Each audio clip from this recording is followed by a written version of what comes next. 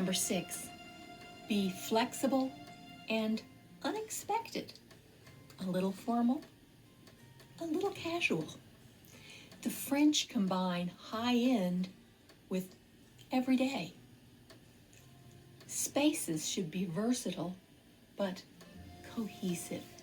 Number 7, embrace contradiction.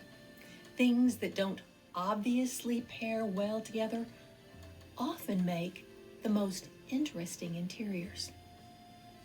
Contradiction is a takeoff on tip number 2, mixing things.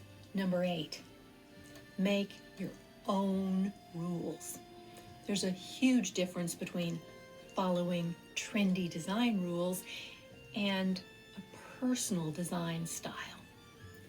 Develop taste by educating yourself, then you don't need some arbitrary rules. Number 9, don't throw out the old. Repurpose things, whether it's an old family piece or a found item. The French love brocantes, what we call a flea market. 12 years ago, I was in Geneva for a month.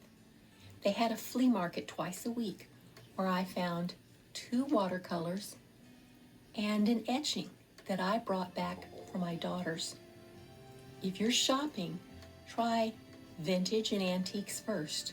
And remember tip 1, accept imperfection. Number 10, don't be obsessed with everything matching. The French do kind of look down their noses at how Americans can be so unimaginative. Be flexible when considering colors and styles. If you find something you love, but it isn't a perfect match, try it anyway. Remember tips 1 and 2, accept imperfection and mix things.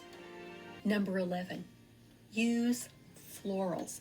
The French always have fresh flowers or greenery or dried florals in their homes.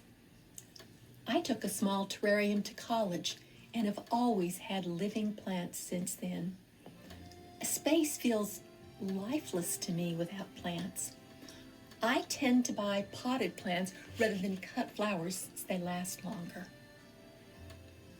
Number 12, add vintage items.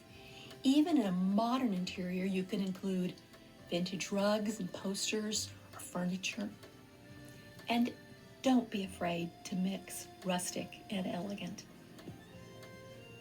Number 13, lean into the architecture if you're lucky enough to have some. The French would never modernize the beautiful interiors in a Haussmann apartment or cover the stone from an old farmhouse. Embrace any details your space might have. Our home had few architectural details when we bought it, but I exposed some of the old cinder block walls and then added some details of my own, like the knee braces on the front porch, the arch under the stairs, and new baseboard and window trim. Number 14, go for the gold. Well, gold gilded mirror, that is. Really, any mirror. You can always add the gilding. Number 15, include distressed pieces. Shiny and brand new is the opposite of a French-inspired home. I deliberately chose wood with knots for my kitchen shelves. I reused a louvered door for my pantry. Someone commented that I needed to paint it.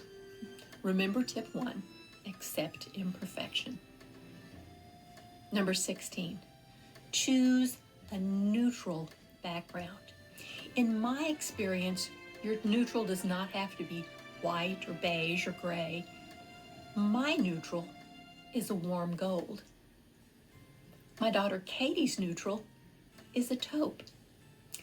I had a client years ago whose neutral was a very pale pink throughout the house.